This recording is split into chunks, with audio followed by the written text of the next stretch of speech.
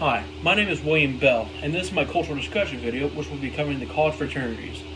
College fraternities are a cult culture that are within the U.S. that reside within most large universities, like MTSU, Tennessee Tech, UT, and Vanderbilt, for some examples. Nowadays, college fraternities are more based on academics than partying. While yes, some still do party and host large meeting events for possible new members, they mostly focus on academics as it's pretty much better for their appearance. Whenever I was in my fraternity, which was Phi Delta Theta, that was the flag that we used. Within the 6 stars represent the 6 founding members, and then the blue and white represent the colors that we used a lot.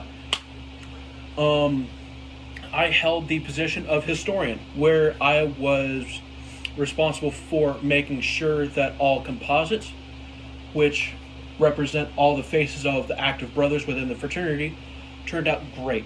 Surprisingly, I did well. I know, right? But on top of that, of course, there's also positions like president, vice president, treasurer, where they are responsible for making sure all the financials and all the business that goes through the fraternity goes right. On top of that, some fraternities are more secretive than others.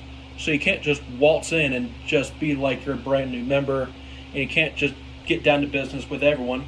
You have to go through a process where you are a pledge, where you pretty much go through the ringer, you get all the information that you would need to know about the fraternity and about anything that might be important, like the history of it, what they stand for, on top of a bunch of other activities like philanthropies, where they help raise money for the fraternity and for other events that they would host in the future. For joining one, the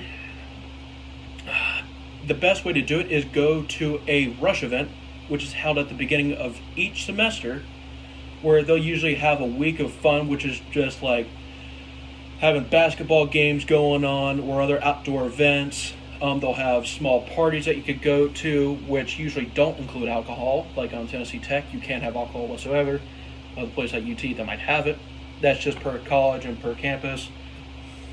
And then, of course, making sure that you show up and act, and that the other guys there like it. And if they do, they will give you what's called a bid.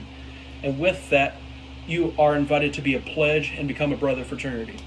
I hope this is informal or helpful to anyone who would like to know, and that's about it.